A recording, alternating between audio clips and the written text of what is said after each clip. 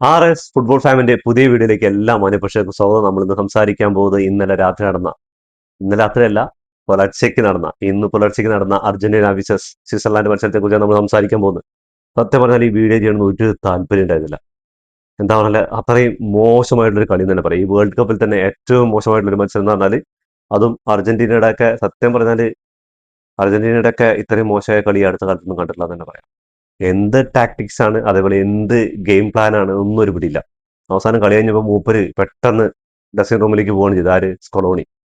10-ാം മിനിറ്റിൽ ഗോൾ അടിച്ചപ്പോൾ ഇന്ന് ടെൻഷൻ ഇല്ലാതെ ഫ്രീ ആയിട്ടിരുന്ന് കാണാം. ഒരു 3-4 ഗോളൊക്കെ സ്വിറ്റ്സർലാൻഡിന്റെ വലിയ കയറ്റുന്ന ചോദിച്ചാൽ എവിടെ? ചിത്രത്തിലേ ഇല്ല. ആ 10-ാം മിനിറ്റിൽ കിട്ടിയ ഒരു ചാൻസ് അല്ലാതെ, ആ ഒരു സെറ്റ് പീസിലൂടെയാണ്, ആ ഒരു കോർണറിലൂടെ ഗോൾ അടിച്ചതല്ലാതെ, പിന്നെ അർജന്റീനയുടെ മിസ്പാസുകളുടെ ഘോഷയാത്രയായിരുന്നു ആ ഒരു 15-20 മിനിറ്റ്. പിന്നെ സ്വിറ്റ്സർലാൻഡ് കളി അങ്ങോട്ട് എടുക്കുകയാണ്. ഇവര് ഫുള്ളായി ഡിഫെൻഡ് ചെയ്യുക. ഇനി കളി കഴിഞ്ഞാൽ ഒരു 10 മിനിറ്റ് ഉള്ള പോലെ, ആകെ 20 മിനിറ്റ് ആയിട്ടുള്ളൂ. ആ സമയത്ത് മുതൽ ഡിഫെൻഡ് ചെയ്യുക. Full defend. ഫസ്റ്റ് ഹാഫ് കഴിഞ്ഞു, സെക്കൻഡ് ഹാഫ് തുടങ്ങി. സെക്കൻഡ് ഹാഫ് കളി തുടങ്ങി വലിയ മാറ്റമൊന്നുമില്ല. എന്തെങ്കിലും മാറ്റം ഉണ്ടെന്ന് ചോദിച്ചാൽ എവിടെ മാറുന്നു? Full defend. ഫുൾ ഡിഫെൻഡ് എന്ന് പറഞ്ഞാൽ 4-4. ആ ഒരു ഫോർമേഷൻ തന്നെ എനിക്ക് ഈ ഒരു വേൾഡ് കപ്പ് തുടങ്ങിയ ശേഷം എനിക്ക് ഇഷ്ടപ്പെട്ടിട്ടില്ല. എന്താ പറയുക, 4-4-2 ഡിഫൻസീവ് ആണെങ്കിൽ നമ്മുടെ ഡിഫൻസിനെ കുറിച്ച് നന്നായിട്ട് അറിയാം. എതിർ ടീമുകളൊക്കെ കൗണ്ടറും കാര്യങ്ങളൊക്കെ വന്നു കഴിഞ്ഞാൽ ചറ പറന്നാവും. പക്ഷേ ഡിഫൻസിലും അത്യാവശ്യം നല്ല പെർഫോമൻസ് ഒക്കെ വെച്ച് കാത്തു നിന്നു. പക്ഷേ അവസാനം ഈ ഉരുട്ടി ലാസ്റ്റ് കൊണ്ടുപോയിട്ട് അവര് സമനില ഗോൾ നേടുകയാണ്. സത്യം പറഞ്ഞ ഇന്നത്തെ കളിയെക്കുറിച്ച് ഒറ്റ വാക്കിൽ പറഞ്ഞാൽ, സ്വിറ്റ്സർലാൻഡിന്റെ കയ്യിലുണ്ടായിരുന്ന കളി ആ ചെങ്ങായി കൊണ്ട് കളഞ്ഞു എന്നല്ലാതെ എന്താ പറയാ. കളിയിലുടനീളം വിങ്ങുകളിലും അത് അറ്റാക്കിങ്ങിനായിട്ട് ബോളോ എന്ന് പറയുന്ന ചങ്ങായി കിടിലം പെർഫോമൻസ് സ്വിറ്റ്സർലാൻഡിന് വേണ്ടി കാഴ്ചവെച്ചിട്ടുണ്ടായിരുന്നു. പാരഡൈസിനെ ഫൗൾ ചെയ്തതിന് ഈ ചങ്ങായിക്ക് ആദ്യം ഒരു യെല്ലോ കാർഡ് കിട്ടുന്നുണ്ട്. അപ്പോൾ ഈ ചങ്ങായി എന്ത് വിചാരിച്ചു, പാരഡൈസ് തിരിച്ച് അങ്ങനെ ഒരു പണി കൊടുത്തു കഴിഞ്ഞാൽ പാരഡൈസിന് യെല്ലോ കിട്ടുമല്ലോ പറഞ്ഞിട്ട് ഒരു ഫൗൾ അറ്റംപ്റ്റിന് മുന്നായിട്ട് ഈ ചങ്ങായി എടുത്ത് ഡൈവ് ചെയ്യാം. പാരഡൈസിന്റെ ഒരു കോൺടാക്ട് ഇല്ല. ആദ്യം റഫറി ദൂരത്ത് നിന്ന് കണ്ടത് യെല്ലോ കാർഡാണ് പാരഡൈസിന് കൊടുക്കുന്നത്. പിന്നെ വാർ ചെക്ക് ചെയ്യുന്നു. എന്താ പറഞ്ഞാൽ ക്ലീൻ, അത്രയും ക്ലീൻ, ഒരു ഒരു ഒരു കോൺടാക്റ്റും ഇല്ലാതെ ഈ ചങ്ങായി എടുത്ത് ചാടുക. മണ്ടത്തരം എന്നല്ലാതെ എന്നിട്ട് അവിടെ നിന്ന് കരഞ്ഞിട്ട് മുങ്ങിയിട്ട് വല്ല കാര്യമുണ്ടോ? കളി അവിടെ തീർന്നു സ്വിറ്റ്സർലാൻഡിന്റെ. എന്താ പറഞ്ഞാല് ശരിക്കും ആ ഒരു 11 പേരായിട്ട് സ്വിറ്റ്സർലാൻഡ് പോകണമെങ്കിൽ ചിലപ്പോൾ അർജന്റീനയ്ക്കെതിരെ 1-2 ഗോളുകൾ അടിച്ച് ജയിച്ചിട്ടുണ്ടാവും എന്നുള്ള കാര്യം സംശയമില്ല. പിന്നെ ഗോൾ കിട്ടിയ ശേഷം അർജന്റീന തിരിച്ചു വരലും അതെല്ലാം വേറെ വിഷയം. അതാണ് ഇപ്പോൾ നടന്നുകൊണ്ടിരിക്കുന്നത്. ഇവന്മാർക്കെതിരെ ഗോൾ അടിച്ചാൽ മാത്രം ഇവർ തിരിച്ച്, എന്താ പറയുക, അതുവരെ ബോധമില്ലാത്ത പോലെ കളിക്കുന്ന പോലെ. എന്തോ പറയാ, എതിർ ടീമിനെ അറ്റാക്ക് ചെയ്യുമ്പോൾ നമ്മൾ ഈ നാട്ടുമ്പുറത്തൊക്കെ ഗ്രൗണ്ടിൽ വലിയ ടീം ഇട്ടിട്ട് ചെറിയ പിള്ളേരെ കൊണ്ട് വന്ന് ഗോൾ അടിക്കുന്നവരില്ലേ, അങ്ങനെ വന്ന് ഗോൾ അടിക്കുന്നു. അവരടിച്ച ഗോൾ നോക്കിക്കഴിഞ്ഞാൽ കേബോർഡ് അടിച്ച ഗോളിന്റെ, ആ ഒരു മത്സരത്തിൽ അടിച്ച ഗോളിന് അതേ സമാനമായ ഗോളാണ്. എമി മാർട്ടിനസിന്റെ കാലിന്റെ അടിയിലൂടെയാണ് ബോൾ പോകുന്നത്. എമി മാർട്ടിനസ് ഇന്ന് 2-3 സേവുകൾക്ക് നടത്തിയാലും പക്ഷേ ആ ഒരു പഴയ ഫോമിലല്ല കളിക്കുന്നത് എന്നുള്ള കാര്യമാണ്. പിന്നെ നമ്മുടെ ഒരു ഫോർമേഷൻ, സ്വിറ്റ്സർലാൻഡിനെ പഠിച്ചത് ആ ഒരൊറ്റ കാര്യമുള്ളൂ. ഞാൻ അതേ പറയുള്ളൂ. അവർ ബാക്കി എല്ലാ രീതിക്കും ഭംഗിയായിട്ട് കളിച്ചു, അർജന്റീനയെ വിറപ്പിച്ചു. അതേപോലെ തന്നെ അത്യാവശ്യം നല്ല രീതിക്ക് കൗണ്ടറും കാര്യങ്ങളൊക്കെ ചെയ്ത്, അതേപോലെ തന്നെ നല്ല വൃത്തിക്ക് കളിച്ചിട്ടുണ്ടായിരുന്നു. ആ ഒരു റെഡ് കാർഡിലാണ് അവർ തീർന്നത്. എന്നിട്ടും അവർ ആ ഒരു 10 ആൾ വെച്ചിട്ട് ചില അവസരങ്ങൾ, കിട്ടുന്ന അവസരങ്ങളൊക്കെ അവർ കൗണ്ടറിലൊക്കെ നോക്കി. ഈ 10 ആളായിട്ടും അർജന്റീന അവരുടെ പെനാൽറ്റി ബോക്സിന്റെ ഫ്രണ്ടിൽ പോയി കളിക്കല്ലാതെ ഒരു അറ്റംപ്റ്റുകളോ അല്ലെങ്കിൽ ഒരുപാട് ശ്രമങ്ങൾ നടന്നു, പക്ഷെ ഒന്നും ഫലവത്തായില്ല. ഒരു എന്താ പറയാ, ഒരു ഗോൾ കീപ്പർക്ക് ഒരു ഇതുണ്ടാക്കുന്ന, പ്രശ്നം ഉണ്ടാക്കുന്ന ഒരു അറ്റംപ്റ്റ് വരെ നടത്തിയിട്ടുണ്ടാവില്ല. ഞാനൊക്കെ കളി കാണാൻ തുടങ്ങിയ ശേഷം 5-6 ഗോളിലൊക്കെ അർജന്റീന തോറ്റിട്ടുണ്ട്. പക്ഷെ എന്നാലും ഇത്ര മോശം പ്രകടനം, ഏറ്റവും മോശം വേൾഡ് കപ്പ് എന്ന് പറഞ്ഞാൽ അർജന്റീനയെ സംബന്ധിച്ച് 2018 ഈ അടുത്ത ആ ഗ്രൂപ്പ് റൗണ്ടിൽ തന്നെ ഫ്രാൻസിനെതിരെ പരാജയപ്പെടുന്നത്. അന്നത്തെ ഫ്രാൻസിനെതിരെ 3-2 ഗോൾ അടിക്കുകയാണ്. ആദ്യ ഗോൾ അർജന്റീന സ്കോർ ചെയ്യുന്നത്. പക്ഷെ അങ്ങനെ പോലും ഇല്ലാതെ, ശരിക്കും സത്യം പറഞ്ഞാൽ എന്തൊക്കെയോ എവിടേക്കോ ഭയങ്കര ക്ഷീണം ബാധിച്ച ഒരു ടീമിനെ പോലെയുണ്ട് കളി. അവസാനം 10-20 മിനിറ്റ് കളിച്ചുകൊണ്ട് കാര്യമില്ല. ഇന്ന് 3-1 വിജയിച്ചു എന്നുള്ള കാര്യമൊക്കെ ശരിയാണ്. പക്ഷെ ഒന്ന് ആലോചിക്കണം, സ്വിറ്റ്സർലാൻഡ് ആ ഒരു റെഡ് കാർഡ്, അവര് ആ ഒരു പിഴവ് പറ്റിച്ചില്ലെങ്കിൽ ചിലപ്പോൾ ഇന്ന് അർജന്റീന ഈ റൗണ്ട് വിട്ട് പുറത്താവേണ്ടതാണ്. അടുത്ത റൗണ്ട് നോക്കിക്കഴിഞ്ഞാൽ ഇനി ഇംഗ്ലണ്ടാണ് സെമി ഫൈനലിൽ വരാൻ പോകുന്നത്. അങ്ങനെ ലോക ചാമ്പ്യന്മാരും സെമി ഫൈനലിൽ എത്തി എന്നൊക്കെ പറയാം. പക്ഷെ അത്ര അഭിമാനത്തോട് പറയാനുള്ള ഒരു, ആർജവത്തിൽ പറയാനുള്ള ഒരു ഇതില്ല എന്ന് തന്നെ പറയാം. സെമി ഫൈനലിൽ 1, 2, 3, 4 റാങ്കുകാരാണ് എത്തിയിരിക്കുന്നത്. ഫ്രാൻസും, അതേപോലെ തന്നെ 2ാം റാങ്കുള്ള സ്പെയിന്, 3ാം റാങ്കുള്ള അർജന്റീന, 4ാം റാങ്കുള്ള ഇംഗ്ലണ്ട്. അങ്ങനെ 4 വമ്പന്മാരാണ് സെമി ഫൈനലിൽ എത്തിയിരിക്കുന്നത്. ഇനിയിപ്പോൾ ഇവിടെ നിന്ന് ഫൈനലിലേക്ക് പോകാന്ന് പറഞ്ഞാൽ സ്പെയിൻ ആയിരിക്കാം, ഫ്രാൻസ് ആയിരിക്കാം. ഇംഗ്ലണ്ടിനെ മറികടന്ന് അർജന്റീന എത്താം, അല്ലെങ്കിൽ ഇംഗ്ലണ്ട് എത്താം. ആ ഒരു പോസിബിലിറ്റി ആണ്. പക്ഷേ അർജന്റീനയ്ക്ക് എന്തൊക്കെയാണ് മാറ്റങ്ങൾ വരേണ്ടത്? എൻ്റെ അഭിപ്രായത്തിൽ ഈ ഒരു ഫോർമേഷൻ തന്നെ അർജന്റീനയ്ക്ക് ഒരു പണിയാണ്. ചെറിയ ടീമുകളായിട്ടും അതേപോലെ തന്നെ ഈ ഗോളുകൾ അടിച്ച ശേഷം 2 ഗോളിനൊക്കെ ശേഷം ഈ ഒരു ഫോർമേഷനിലേക്ക് വരുന്നതിൽ ഓക്കെയാണ്. പക്ഷേ തുടക്കം തന്നെ ഈ ഒരു ഫോർമേഷൻ കളിക്കുന്നത് വലിയ മണ്ടത്തരം തന്നെയാണ്. 4-4-2. കാരണം വിങ്ങുകളിലൂടെ അറ്റാക്കിംഗ് ഇല്ല. പരമാവധി ഡിഫൻസുകളിലൂടെ, സെന്ററിലൂടെ, മെസ്സിയിലൂടെ മെനിയാണ്. മെസ്സിയെ നല്ല കൂട്ടാൻ പറ്റും. ഇനിയിപ്പോൾ ഇംഗ്ലണ്ടും ഫ്രാൻസും സ്പെയിനൊക്കെയാണ് വരിക. അപ്പോൾ ഇവരൊക്കെ മുന്നിൽ അവർ മെസ്സിയെ നന്നായിട്ട് പൂട്ടാനുള്ള എല്ലാ പണിയെടുക്കും. എന്ത് തന്നെ പൂട്ടിയാലും ചങ്ങായിയുടെ പെർഫോമൻസ് എടുക്കും. ഇന്ന് ഭാഗ്യം കൊണ്ടാണ് ഗോളുകൾ പറക്കാതെ വീണ്ടും റെക്കോർഡുകൾ ഇട്ടിരിക്കുകയാണ്. അസിസ്റ്റുകൾ വേൾഡ് കപ്പിൽ ഏറ്റവും കൂടുതൽ അസിസ്റ്റുകൾ 10 അസിസ്റ്റുകൾ നേടിയ താരമെന്ന റെക്കോർഡ് ഇട്ടിരിക്കുകയാണ്. എല്ലാം ശരിയാണ്. പക്ഷെ ഈ ഒരു ഫോർമേഷനിൽ മാറ്റമില്ലെങ്കിൽ സ്കൊളോണിക്കും അർജന്റീനയ്ക്കും മുന്നോട്ട് പോകാന്ന് പറഞ്ഞാൽ തപ്പിത്തടഞ്ഞു പോയി കഴിഞ്ഞാൽ കപ്പടിക്കണമെങ്കിൽ ഇനിയിപ്പോ ഇംഗ്ലണ്ടിനെ പരാജയപ്പെടുത്തണം, ഫ്രാൻസോ അല്ലെങ്കിൽ സ്പെയിനിനെ പരാജയപ്പെടുത്തണം. 2 മത്സരം ജയിച്ചാൽ മതി. പക്ഷെ 2 മത്സരം വലിയ മത്സരങ്ങളാണെന്നുള്ള കാര്യമാണ്. അപ്പോ ഈ ഒരു 4-4-2ന്റെ പ്രശ്നം എന്താന്ന് പറഞ്ഞാൽ ഈ കൗണ്ടർ കാര്യങ്ങൾ, അതേപോലെ തന്നെ ഈ നമ്മളിപ്പോ എല്ലാവരും പറയുന്നത് ഊലിയൻ ആൽവാരസും ലൗതാറോ മാർട്ടിനസ് ഒന്നും ഫോം ആവുന്നില്ല എന്ന്. അവർ ഇന്ന് ഗോൾ അടിച്ചിട്ടുണ്ടായിരുന്നു. അതിന്റെ പ്രശ്നം എന്താന്ന് പറഞ്ഞാൽ ഈ വിങ്ങുകളിലൂടെ കളി വന്നിട്ട് വിങ്ങുകളിലൂടെ ക്രോസുകളും അതേപോലെ തന്നെ സെറ്റ് പീസുകളും കാര്യങ്ങളൊക്കെ വരണം. അപ്പോഴാണ് ഒരു സ്ട്രൈക്കർക്ക് എന്തൊക്കെ ചെയ്യാൻ പറ്റുന്നുള്ള കാര്യങ്ങൾ കാണിക്കാൻ പറ്റുള്ളൂ. ഇത് നന്നായിട്ട് പ്രസ് ചെയ്യുന്ന പറഞ്ഞാൽ അവിടെ ഒരൊറ്റ ആളെ പ്രസ് ചെയ്യാനുള്ളൂ. ഊലിയൻ ആൽവാരസ് മാത്രം ഫസ്റ്റ് ഹാഫ് മുതൽ നോക്കി കഴിഞ്ഞാൽ പ്രസ് ചെയ്യാൻ പോകുന്നുള്ളൂ.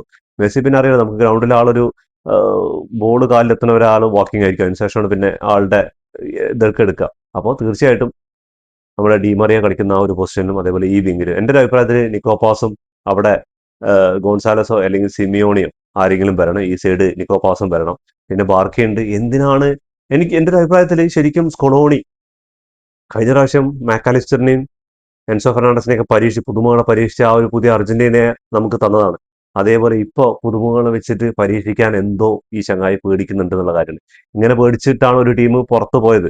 അത്രയും നല്ല സ്ക്വാഡ് ഡെപ്ത് ഉണ്ടായിട്ട് പോർച്ചുഗൽ എന്ന് പറയുന്ന ടീം ആ കോച്ച് ആ സബ്സ്റ്റിറ്റ്യൂട്ടും കാര്യങ്ങളൊക്കെ മടിച്ച് നിന്നതുകൊണ്ടാണ് ആ ടീം പുറത്തായത്. അങ്ങനെ ഒരു ഗതി അർജന്റീനയ്ക്ക് വരണ്ടാന്നുണ്ടെങ്കിൽ നിങ്ങൾ പ്ലെയേഴ്സിന്റെ 4 മിഡ്ഫീൽഡർമാരെ ഒരുമിച്ച് ഇറക്കണം എന്ന് ഒരു ഇതിൽ എഴുതിയിട്ടില്ലല്ലോ.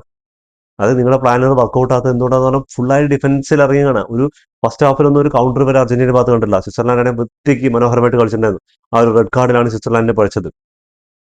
10-ാം മിനിറ്റിൽ ആ സെറ്റ് പീസിലോട് ഗോൾ വന്നപ്പോൾ നമ്മൾ വിചാരിച്ചു ഇനി കുറെ ഗോളുകൾ വീഴും, നമുക്കിത് ടെൻഷൻ ഫ്രീ ആയിട്ട് കാണാൻ പറ്റുന്നത്. എവിടെ ടെൻഷൻ ഫ്രീ? കളി ഇങ്ങനെ എഴഞ്ഞു നീങ്ങിക്കൊണ്ടിരിക്കുകയാണ്. പിന്നെ ആ റെഡ് കാർഡിന്റെ കോൺട്രവേഴ്സിയും കാര്യങ്ങളും കൊണ്ട് വരുന്നുണ്ട്. പൊട്ടന്മാര് എന്തെങ്കിലുമൊക്കെ പറയും, ഇനിയിപ്പോൾ അത് പറഞ്ഞിട്ട് കാര്യമൊന്നുമില്ല. എനിക്ക് സത്യം പറഞ്ഞാൽ തീരെ ഇഷ്ടപ്പെടാത്തൊരു മത്സരമായിരുന്നു. അതേപോലെ എന്താ പറയാൻ വാക്കുകളില്ല. അങ്ങനെ സ്വിറ്റ്സർലാൻഡിനെ പരാജയപ്പെടുത്തിയിട്ട് അർജന്റീന അടുത്ത റൗണ്ടിലേക്ക് കയറിയിരിക്കുകയാണ്. അടുത്ത റൗണ്ട് പറഞ്ഞാൽ സെമിഫൈനലാണ്, ഏറ്റവും നിർണായകമായ സെമിഫൈനലാണ്. അതും ഇംഗ്ലണ്ടിനെതിരെയാണ്. ഇംഗ്ലണ്ട് ഇന്നലെ മത്സരം നോർവേക്കെതിരെ 2-1 വിജയിച്ചത്. ഗംഭീര മത്സരം. ബെല്ലിഹാമിന്റെ ഡബിൾ. എന്താണ് ഈ ചങ്ങായി കാണിക്കുന്നത്? ഒരു സ്ട്രൈക്കർ അല്ല, ഒരു വിങ്ങർ അല്ല, ഒരു മിഡ്ഫീൽഡറാണ്. 6 ഗോളുകൾ ഈ വേൾഡ് കപ്പിൽ അടിച്ചു കൂട്ടിയിരിക്കുന്നത്. കഴിഞ്ഞ കളിയിലെ ഡബിൾ, ഈ കളിയിലെ ഡബിൾ. അതും വിന്നിങ് മെന്റാലിറ്റി എന്ന് പറഞ്ഞാൽ എമ്മാതിരി എടുക്കുന്ന ചങ്ങായി. ഇംഗ്ലണ്ടിനെ അപ്പം എന്തായാലും അർജന്റീന കരുതി തന്നെ ഇരിക്കേണ്ടി വരും. ഈ ഒരു ഫോമിലാണ് കളിക്കുന്നത്. നോർവേ കളിയിൽ ഇടയ്ക്ക് ട്രാക്ക് മാറ്റി. എന്താ പറയുക, ഫസ്റ്റ് ഹാഫിൽ പകുതി കളി ഇത് നമ്മുടെ ഈ ഡ്രിങ്ക്സിന് പോകുന്നവരെ ചിത്രത്തിൽ ഉണ്ടായിരുന്നില്ല. പിന്നെ അങ്ങോട്ട് കളി മാറ്റുകയാണ്. അതൊരു ഡിഫൻസ് ചെയ്ത് കളിച്ച നോർവേ പിന്നെ കളി മാറ്റുകയാണ്. അങ്ങനെ സ്ട്രൈക്കർമാരുടെ ഗോളടിമേളം ഉണ്ടാവും എന്ന് വിചാരിച്ച് നമ്മൾ കണ്ട 2 സ്ട്രൈക്കർമാരിനെ അവിടെ ഹാരി കെയിനെ ഒരു വഴിക്കാർ പൂട്ടിക്കഴിഞ്ഞാൽ ഇവിടെ ഹാലൻഡിനെ മറ്റൊക്കെ ടീമുകൾ പൂട്ടി. സത്യം പറഞ്ഞാൽ ഒന്നും ചെയ്യാൻ പറ്റാതെ 2 ടീം, ഹാരി കെയിനും ഹാലൻഡും ചിത്രത്തിലേ ഇല്ല കളിയിൽ. വിങ്ങുകളിലൂടെ ഒരുപാട് അറ്റംപ്റ്റുകൾ 2 ടീമും നടത്തിയിട്ടുണ്ടായിരുന്നു. അടിപൊളി മത്സരമായിരുന്നു. പക്ഷെ ഒരു പിടി മുന്നിൽ നിന്നത് ബെല്ലിംഗ്ഹാമിന്റെ ഇംഗ്ലണ്ട് തന്നെയാണ്. അതിനിടയിൽ ആ ബെല്ലിംഗ്ഹാമിന്റെ ഗോൾ വിവാദം ഉണ്ടാ ക്യാമറ ഇതുണ്ടല്ലോ, അതിന്റെ വയറിൽ തട്ടിന്നിട്ട് ബോൾ മുകളിൽ പോകുന്ന സമയത്ത് ആ വിവാദമൊക്കെ ഉണ്ട്, കോൺട്രവേഴ്സി കാര്യങ്ങൾ. ഇതിപ്പോ നമ്മുടെയൊക്കെ ഈ ഒരു കളി അർജന്റീനയുടെ കളിയിലാണെങ്കിൽ പിന്നെ തീർന്നു. അപ്പൊ എന്തായാലും റെഡ് കാർഡും കിട്ടി. അങ്ങനെ കുറെ യെല്ലോ കാർഡുകളും ഇന്ന് ആവശ്യമില്ലാത്ത കുറെ യെല്ലോ കാർഡുകളും കിട്ടിയിട്ടുണ്ടായിരുന്നു. അപ്പൊ കളിയെക്കുറിച്ച് ഇംഗ്ലണ്ട് നല്ല ഗംഭീരമായിട്ടുള്ള വിജയം നേടി. അവർ അടുത്ത റൗണ്ടിലേക്ക് 2-1 നോർവേ പരാജയപ്പെടുത്തിയിട്ട് അവർ ഒരു സമയത്ത് നമ്മൾ വിചാരിച്ചു നോർവേ ആയിരിക്കും മുന്നോട്ട് വരികയെന്ന്. പക്ഷെ മധുക്കയ്ക്ക് പകരം സാക്ക വന്നു. അവിടെ ഗോർഡന് പകരം നമ്മുടെ സാക്ഷാൽ എസെ വന്നു. അങ്ങനെ മൊത്തം ടീമും സബ്സ്റ്റിറ്റ്യൂട്ടും കാര്യങ്ങളൊക്കെ വന്നുകൊണ്ടിരിക്കുകയാണ്. ബെല്ലിംഗ്ഹാം മോനെ അങ്ങനെ പയറ് പോലെ നിന്ന് കളിച്ചുകൊണ്ടിരിക്കുക. 2 കിടിലൻ ഗോളുകൾ, ഒരു രക്ഷയില്ലാത്ത 2 കിടിലൻ ഗോളുകളാണ് ചങ്ങായി സ്കോർ ചെയ്തത്. അവർക്കും നല്ല അവസരങ്ങൾ കിട്ടിയിരുന്നു. ഇംഗ്ലണ്ടിന്റെ ഗോൾ കീപ്പറൊക്കെ ചില സമയത്ത് നെട്ടിച്ചിട്ടുണ്ടായിരുന്നു. അങ്ങനെ എന്താ പറയാ, ഇംഗ്ലണ്ടും അർജന്റീനയും സെമിയിലെത്തിയിരിക്കണം. മറുവശത്ത് നോക്കിക്കഴിഞ്ഞാൽ ആരാണ്? ഫ്രാൻസും സ്പെയിനും. അപ്പൊ ആരായിരിക്കും ഫൈനലിൽ എത്താന്ന് നിങ്ങൾ അടുത്ത മത്സരങ്ങളിൽ ജയിച്ച് ഇംഗ്ലണ്ട് വെച്ചസ് അർജന്റീന, അതിൽ ആരായിരിക്കും? സത്യം പറഞ്ഞാൽ ഉറങ്ങാണ്ട് കിളി പോയ അവസ്ഥയിലാണ്. രാത്രി നേരത്തെ വന്ന് കുറച്ചു നേരം ഉറങ്ങാന്ന് പറഞ്ഞിട്ട് 1 മണിക്കൂർ കിടന്നുറങ്ങി. അതിനുശേഷം ഇംഗ്ലണ്ടിന്റെ കളി തുടങ്ങി. ഇവന്മാരും എക്സ്ട്രാ ടൈമിലേക്ക് കൊണ്ടുപോയി. വീണ്ടും ഉറക്കം പോയി. അത് കഴിഞ്ഞ് പിന്നെ സുബഹി നിസ്കാരം സമയമൊക്കെ നിസ്കാരം കഴിഞ്ഞ് വന്നിട്ട് അർജന്റീനയുടെ കളി കാണായിരുന്നു. അപ്പൊ രാവിലെ സമയം 8 മണിയായി. അവസ്ഥ. ഇനിയിപ്പോൾ പോയിട്ട് കിടന്നുറങ്ങണം, ഇനി പിന്നെ ഡ്യൂട്ടിക്കും പോകാനുണ്ട്, എന്താ ചെയ്യുക, ഒരു പിടിയില്ലാണ്ടിരിക്കുക കേട്ടോ. ഇനിയിപ്പോൾ എന്തായാലും കുറച്ച് ദിവസം ഉള്ളൂ, അതുവരെ എന്തായാലും ഇത് തുടർന്നേ പറ്റൂ, അല്ലാതെ വേറെ വഴിയില്ല എന്നുള്ള കാര്യം. അങ്ങനെ 3-1 വിജയം വിജയിച്ചു. അർജന്റീന ഫാൻസ് നല്ല സന്തോഷത്തിലാണ്. പക്ഷെ ഒരുവിധം ഉള്ള ഫാൻസുകൾ എന്നെ പോലുള്ളവർ അത്ര സാറ്റിസ്ഫൈ അല്ലെന്നറിയാം. ഒരു മുക്കാൽ പങ്ക് ആൾക്കാരും അത്ര സാറ്റിസ്ഫൈഡ് അല്ല ഈ വിജയത്തിൽ നിന്ന് മനസ്സിലായിട്ടുണ്ട്. സ്വിറ്റ്സർലാൻഡ് ജയിച്ചോട്ടെ എന്ന് വരെ ചിലവർ ആഗ്രഹിച്ചിട്ടുണ്ട്. എന്താ പറഞ്ഞാല് കളി അവർ കൊടുത്ത പണി അവർക്ക് തന്നെ വിനയായി എന്നാണ്.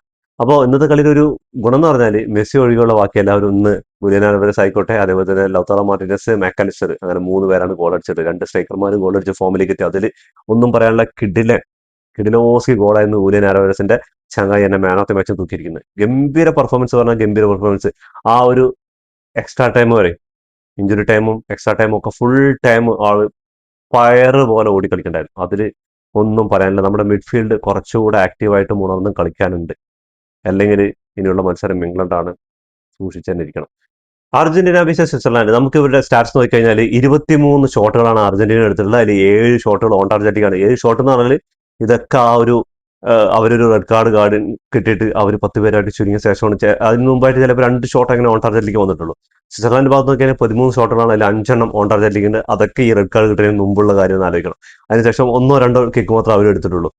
59% അർജന്റീനയുടെ ഭാഗത്ത് പൊസിഷൻ ഉണ്ടായിരുന്നു, അവിടെ 41% പൊസിഷൻ ഉണ്ടായിരുന്നുള്ളൂ. 616 പാസുകൾ കംപ്ലീറ്റ് ചെയ്തിട്ടുണ്ടായിരുന്നു. ഇവിടെയാണെങ്കിൽ 453 പാസുകൾ കംപ്ലീറ്റ് ചെയ്തു. ഫസ്റ്റ് ഹാഫ് നോക്കിക്കഴിഞ്ഞപ്പോൾ സ്വിറ്റ്സർലാൻഡിനെക്കാളും ഭയങ്കര പുറകിൽ 193 പാസുകൾ എന്താണ് അർജന്റീനയുടെ ഭാഗത്ത് കംപ്ലീറ്റ് ചെയ്തത്. അവർ 263 പാസുകൾ കംപ്ലീറ്റ് ചെയ്തിട്ടുണ്ടായിരുന്നു. 88% പാസിംഗെ കുറിച്ച് ഉണ്ടായിരുന്നു. അവിടെ നോക്കി കഴിഞ്ഞാൽ 84% പാസിംഗെ കുറിച്ച് ഉണ്ടായിരുന്നുള്ളൂ. 14 ഫോൾ കംപ്ലീറ്റ് ചെയ്തപ്പോൾ അവിടെ സ്വിറ്റ്സർലാൻഡ് 18 ഫോൾ കംപ്ലീറ്റ് ചെയ്തിട്ടുണ്ടായിരുന്നു. 3 യെല്ലോ കാർഡ് അർജന്റീനയ്ക്ക് കിട്ടിയപ്പോൾ ഇവിടെ ഒരു യെല്ലോ കാർഡ് കിട്ടിയത്. ആ ഒരു 3 യെല്ലോ കാർഡും ആവശ്യമില്ലാത്ത അനാവശ്യ യെല്ലോ കാർഡാണ്. സെക്കൻഡ് ഹാഫിലാണ് ആ ഒരു ഇഞ്ചുറി ടൈമിലേക്ക് ലൗതാറോ മാർട്ടിനസിനും മറ്റേ ലോപ്പസിനൊക്കെയാണ് കിട്ടിയിട്ടുള്ളത്. അതേപോലെ ഓഫ് സൈഡ് നോക്കുകയാണെങ്കിൽ 4-3 ആണ്. അതേപോലെ തന്നെ 8 കോർണേഴ്സ് അർജന്റീന വിൻ ചെയ്തപ്പോൾ 2 കോർണേഴ്സാണ് ഈ ഭാഗത്ത് വിൻ ചെയ്തിട്ടുണ്ടായിരുന്നത്. അപ്പൊ സ്റ്റാറ്റസ് നോക്കി കഴിഞ്ഞാൽ ഒറ്റ കാര്യം പറയാനുള്ളൂ, ഈ കളി റെഡ് കാർഡിന് മുന്നും റെഡ് കാർഡിന് ശേഷം എന്നേ വിലയിരുത്താൻ പറ്റുള്ളൂ. അങ്ങനെ സ്വിറ്റ്സർലാൻഡ് അവരുടെ കുഴിച്ച കുഴിയിൽ തന്നെ അവർ വീണു എന്ന് പറയാം. അങ്ങനെ അർജന്റീന അടുത്ത റൗണ്ടായ സെമിഫൈനലിലേക്ക് ഇംഗ്ലണ്ടിനെ നേരിടാൻ പോവാണ്. അപ്പോൾ ഇതോടുകൂടി ഈ വീഡിയോ അവസാനിക്കുന്നു. ഫുട്ബോൾ ലോകത്തെ പുതിയ വിശേഷങ്ങളായി വീണ്ടും കാണാം. ഈ വീഡിയോ ഇഷ്ടപ്പെട്ട ലൈക്ക് ചെയ്യുക, ഷെയർ ചെയ്യുക, സബ്സ്ക്രൈബ് ചെയ്യുക. അതേപോലെ തന്നെ നിങ്ങളുടെ വിലപ്പെട്ട നിർദ്ദേശങ്ങളോ അഭിപ്രായങ്ങളോ കമന്റ് ബോക്സിൽ കമന്റ് ചെയ്യാൻ മറക്കരുത്.